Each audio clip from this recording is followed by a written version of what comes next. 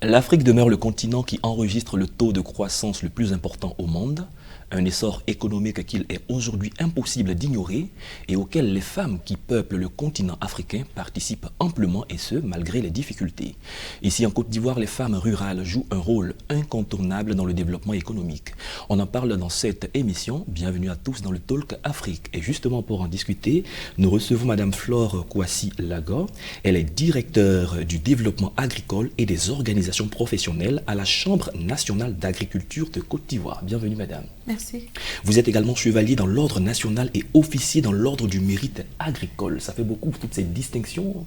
Cela témoigne le travail que vous abattez. Pourquoi votre choix pour le secteur agricole? Merci beaucoup en tout cas pour l'opportunité. Je pense que c'est juste une passion. Je suis d'abord sociologue en développement rural. Donc depuis la fac, j'ai opté pour ce chemin.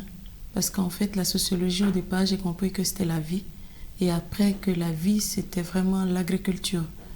Donc, depuis la fac jusqu'à ce jour, je suis restée toujours dans le secteur agricole en me spécialisant dans la promotion, soit de la femme, dans les questions du genre et dans l'accompagnement, en tout cas, des acteurs qui travaillent dans ce secteur-là, à améliorer leurs conditions de vie. Et avec nous, toujours en plateau, Madame Noël Allegra, elle est transformatrice de produits dérivés. Bienvenue, Madame. Merci. Pourquoi le choix de la transformation? Le choix de la transformation, parce qu'au départ, j'étais dans la production et vu les aléas climatiques, on a eu tellement de pertes et j'ai voulu transformer les produits pour vraiment étendre encore nos activités, tout ce qu'on faisait. C'est ce qui explique ce choix. Et au cours de cette émission, on aura l'opportunité d'en parler. Parlez-nous cette fois-ci de la direction dans laquelle vous êtes. Comment ça fonctionne?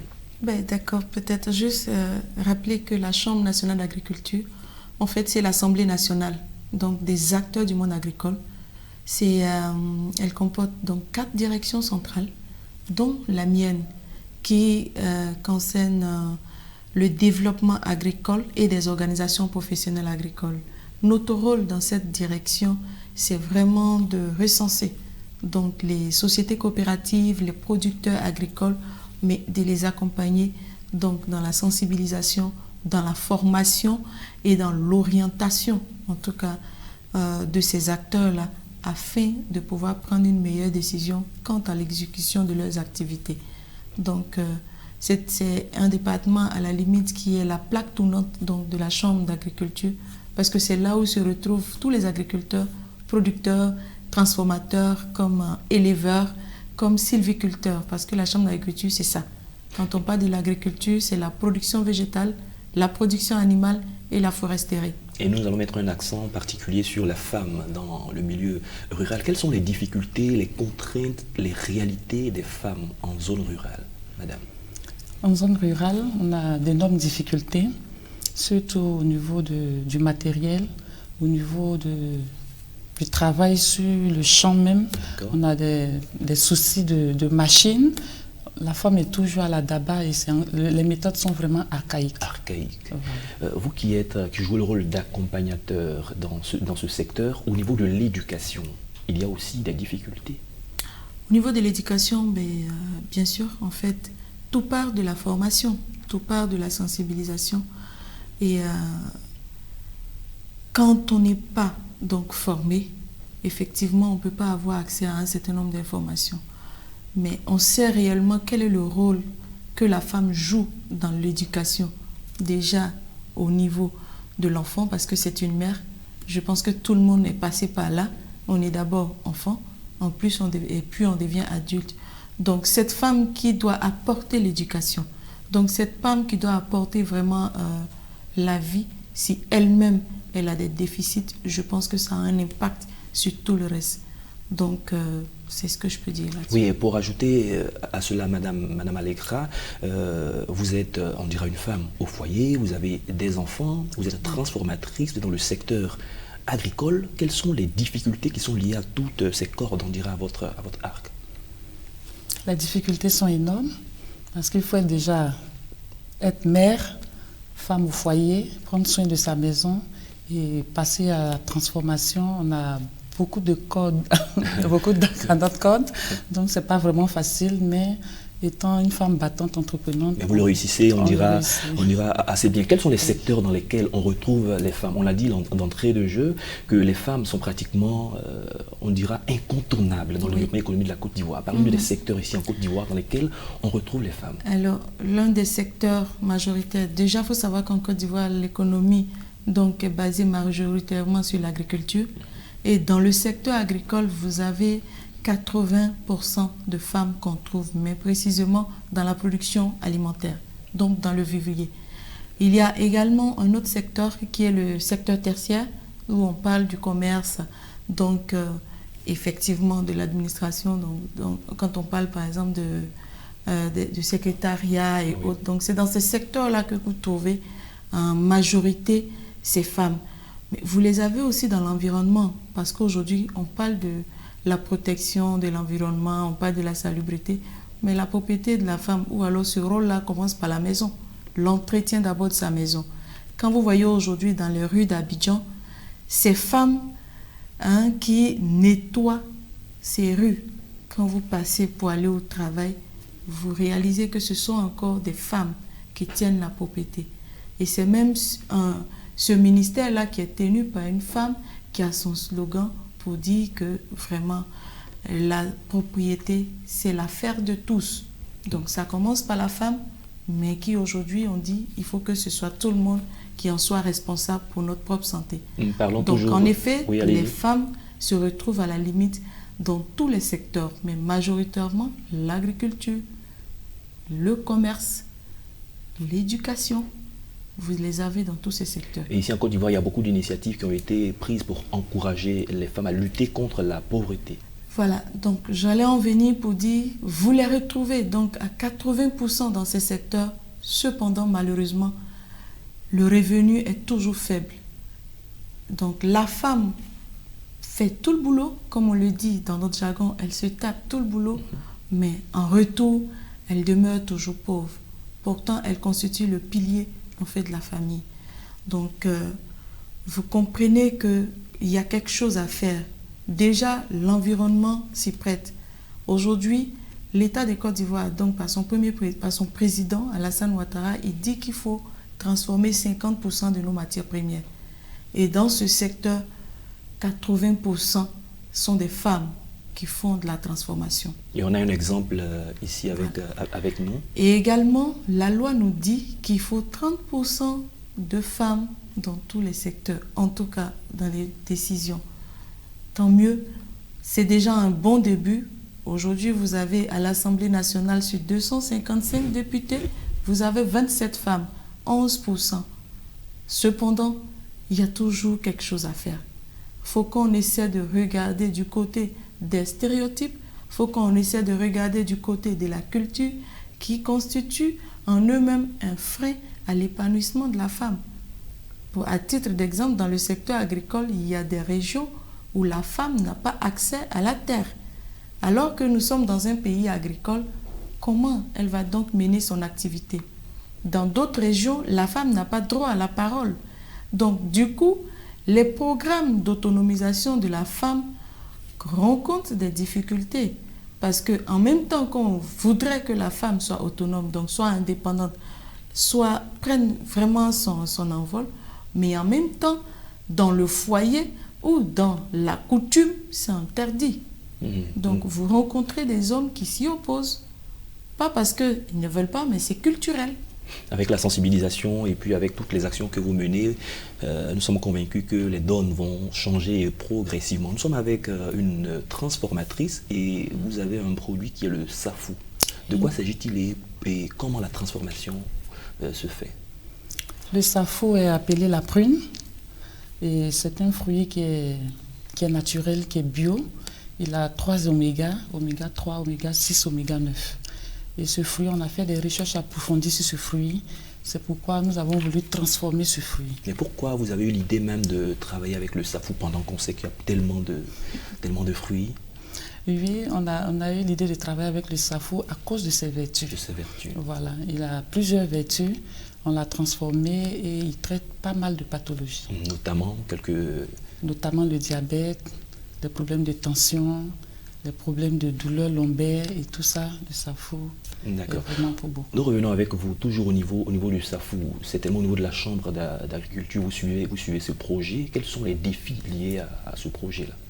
Alors, ce produit, comme il a dit, c'est un produit saisonnier. Voici l'une des grosses contraintes. Le SAFU, il produit seulement en 4 mois, alors qu'il faut qu'on l'ait sur toute l'année. Donc, l'un des défis, c'est de vraiment les accompagner de sorte à mettre en place des plantations contre-saison. Et il produit en 3 ans. Donc, en 3 ans et sur 4 mois. Donc, vous convenez que si c'est en culture pluviale, vous avez le SAFU, donc au bout de 4 mois, donc sur 8 mois, vous n'en avez plus. Pour une transformatrice qui s'est spécialisée dans la transformation du SAFU, ça devient une difficulté. Parce que quand on fait la promotion, l'autre souhait, c'est que la demande augmente. Là, vous allez voir que les problèmes donc, de matériel de transformation vont se poser parce que pour l'instant, ce qu'elle pratique, c'est la transformation artisanale, ce que nous avons cru voir dans son atelier. Donc aujourd'hui, avec la demande qui commence à être forte, elle a vraiment besoin de matériel adapté, en tout cas à moyenne capacité pour arriver à absorber. Mais également, il faut prévoir cet approvisionnement en matières premières. Donc nous sensibilisons, nous les mettons en contact avec les producteurs effectivement de SAFU qui sont dans une région de Côte d'Ivoire. Normalement, on ne savait pas au départ que ce table ou ces fruits existaient dans notre pays. Mais donc, c'est de les mettre en contact, de les organiser de telle sorte qu'ils puissent avoir la production vraiment sur toute l'année quand ils vont mettre en place cette production en contre-saison. Et vous, madame, qui êtes au cœur des réalités de cette transformation, elle a parlé de difficultés. Qu'est-ce que vous entendez acquérir comme matériel pour passer à une production, une transformation beaucoup plus grande? D'abord, ce que je voulais préciser, on a déjà une machine en inox qui broie les produits et il n'y a pas de débris de fer ni de rouille qui descendent dans le produit. En plus de cela, on a un séchoir, voilà, de manière vraiment archaïque. Donc, c'est pourquoi le besoin se fait sentir parce que la demande est forte et du coup, la demande est plus élevée que voilà. Donc nous sommes à la recherche de plus de matériel, de transformation parce que la machine elle est unique. Il faut renforcer au niveau des machines, il faut renforcer les capacités au niveau du séchoir pour pouvoir satisfaire la demande. Nous avons parlé de la lutte contre la pauvreté avec les projets qui accompagnent les femmes, mais la lutte contre la faim, quel est le rôle des femmes en Côte d'Ivoire ici, leur responsabilité dans la lutte contre la faim, madame? Je vous avais dit tantôt que le secteur donc, de la production agricole est occupé à 80% par les femmes. Elles sont au début, elles sont à la fin. Donc dans la production vivrière, dans la production maraîchère. Alors, il n'y a plus à demander quel est son rôle. Parce que sans production alimentaire, il n'y a pas de nourriture. Mais en même temps, le vrai défi pour nous, c'est que celle qui crée cette richesse, donc celle qui contribue à la nourriture, celle vraiment qui fait en sorte que nous sommes en bonne santé et que nous sommes là aujourd'hui en train d'échanger et en train de parler, donc aisément, mais elle est mal logée. Mais pourquoi? Parce que, à la vérité, nous avons dit, il y a des prérequis, il y a des stéréotypes qui font que on pense que ce travail-là, c'est relégué à la femme, mais quand il s'agit de la responsabilité ou de faire des comptes ou de prendre des décisions, non, ça ne concerne pas la femme. Voilà. Donc, ce qu'il faut faire, c'est de sensibiliser la femme elle-même sur le fait qu'elle a du potentiel, qu'elle puisse se faire confiance elle-même, qu'elle sache que autant l'homme va à l'école, autant la femme va à l'école, autant elle a vraiment toutes ses chances. L'environnement s'y prête. Donc, avec la sensibilisation que nous faisons, je pense que chacun comprendra que aider une femme, c'est nourrir au moins 60 familles en général. Parce que nous avons des familles à la limite élargies. Vous avez parfois une femme qui a aujourd'hui en moyenne 5 enfants. Sinon, en Afrique, chez nous, vous voyez qu'on peut aller jusqu'à 8, 10. Moi, je suis issue d'une famille de 10 enfants. Mais tout est basé sur ma mère qui va au champ. Donc, elle fait la banane, elle fait le riz, elle fait tout ce qui est la production vivrière. Et notre agriculture est familiale. Nous sommes en agriculture familiale. Donc, cette femme qui fait cela, nous, on pense que si on l'accompagne, si on l'aide véritablement à développer son activité, ça voudrait dire qu'on aura contribué au développement économique de notre société. D'accord. Au niveau de l'accompagnement de ces dames, les sensibilisations continuent toujours, il y a de la formation, mais est-ce qu'aujourd'hui, on peut dresser, je dirais, un bref bilan, un aperçu de l'évolution, de l'impact des actions que vous menez avec ces dames? Oui, je pense que c'est un accord quand même avec l'État, c'est un accord avec le ministère, les actions que la Chambre d'agriculture peut mener. Vous avez par exemple le programme qu'on a, le PGDEC, qui est un projet jeune, qui est logé au ministère de la Jeunesse, mais dont un volet prend en compte l'autonomisation de la jeune fille. Donc voici un résultat concret. Il y a aussi des projets donc, mis en œuvre au niveau, pour notre secteur que nous connaissons, où on parle de développement des filières agricoles, mais surtout le secteur vivrier. Donc, dans lequel on accompagne vraiment les coopératives féminines dans la formation. Dans le changement d'habitude même culturelle, parce que dans la mécanisation de leur activité, mais également dans leur façon de pouvoir valoriser ces produits, de telle sorte que nous arrivons effectivement à une valeur ajoutée de leurs activités. Et vous, madame, en tant que transformatrice, quels sont vos défis sur le plan international avec ce que vous faites? Sur le plan international, c'est de pouvoir vraiment vendre nos produits à l'extérieur. Voilà, on a vraiment besoin d'accompagnement pour pouvoir le faire. Est-ce que vous entendez ajouter une touche ivoirienne, une touche particulière à vos produits? Oui, une touche très particulière. Voilà, moi je nomme les produits bio, les produits naturels pour le bien-être de tout un chacun. Et là, parlant de touche particulière, madame, vous êtes promotrice de ce qu'on appelle la boutique paysanne. C'est peut-être pas connu de tous. Qu'est-ce que la boutique paysanne et d'où vous est venue l'idée? La boutique paysanne, c'est un concept, c'est une vision, mais c'est une réponse à vraiment une préoccupation majeure qui était la conservation, donc qui était la valeur ajoutée quand même de nos produits. Voyez-vous, on est premier producteur en beaucoup de choses. Premier producteur mondial de cacao, premier producteur mondial de noix de cajou, premier producteur mondial de noix de cola, j'en passe. Mais à la fin, le cordonnier, le mal chaussé, revient toujours à l'agriculteur qui porte ce poids économique. On s'est dit, mais pourquoi ne pas suivre vraiment l'instruction du président de la République qui est de transformer quand même à l'horizon 2020 au moins 50% de nos matières premières? On s'est rendu compte que la valeur ajoutée se trouvait réellement dans la transformation. Mais certaines qui avaient déjà commencé, effectivement, n'arrivaient pas à écouler. C'est de là qu'est venue l'idée de nous mettre ensemble, d'unir nos forces, de créer un espace propre à nous, mais vraiment avec un accompagnement de laboratoire pour faire la promotion de nos produits. Mais mieux, nous nous sommes rendus compte que ces produits-là étaient bons pour la santé.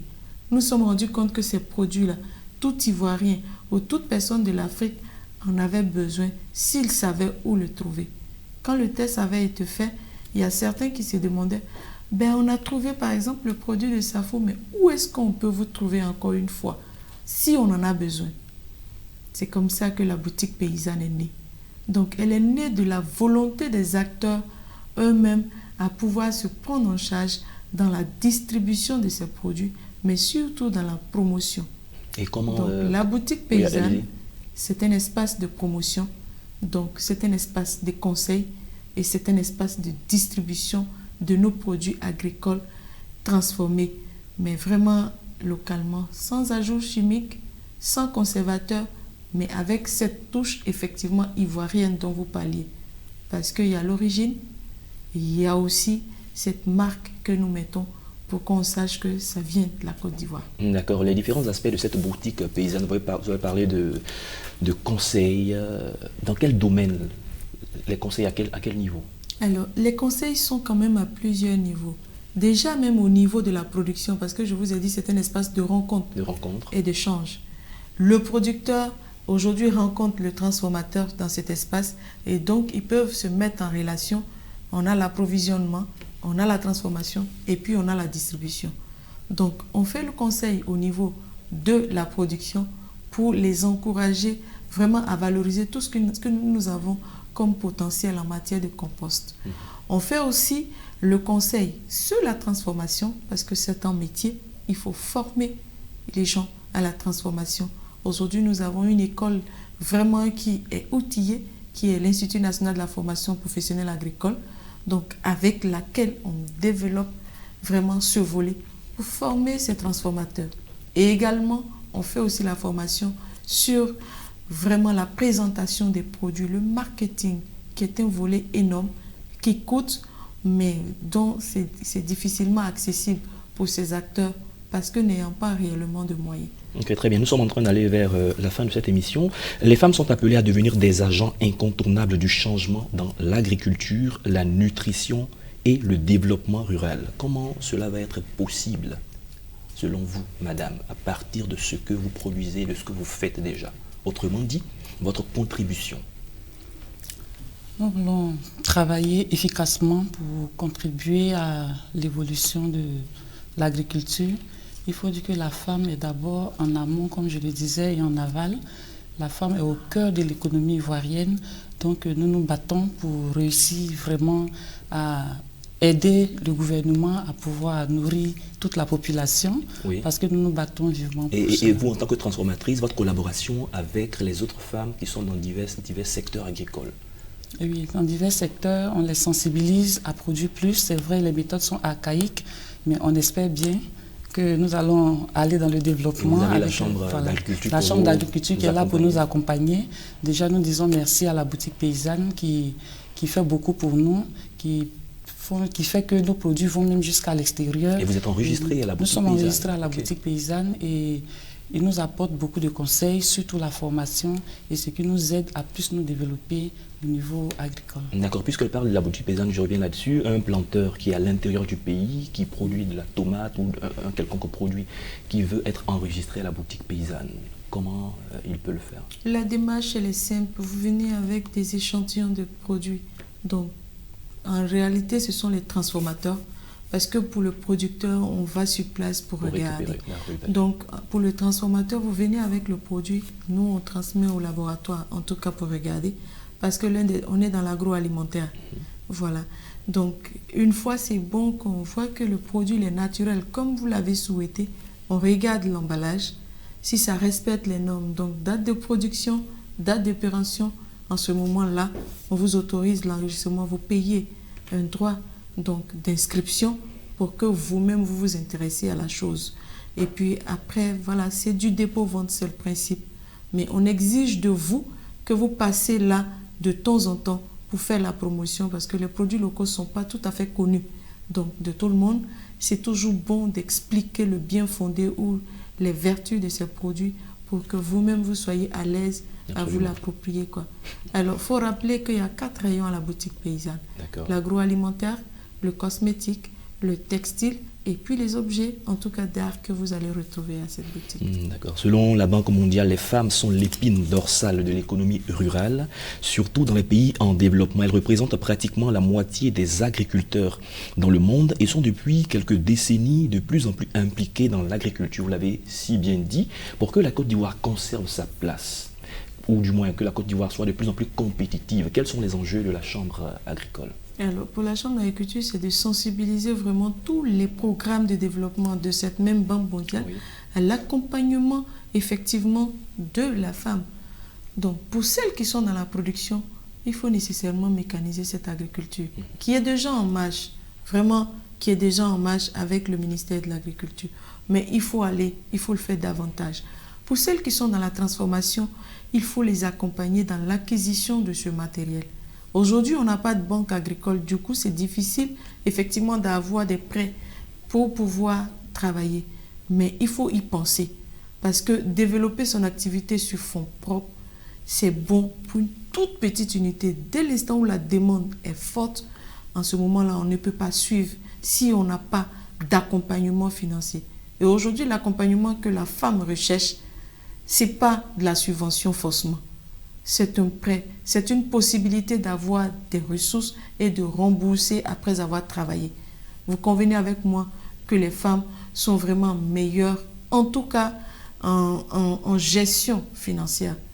Mais souvent, le complexe fait que quand elles ont une entreprise, on dit non, il faut que ce soit un homme qui gère ou que ce soit le comptable. Donc, il faut aussi en même temps que cette femme-là prenne ses responsabilités, se fasse confiance un temps soit peu et soit à l'aise à donner son avis dans tout ce qui se fait pour elle.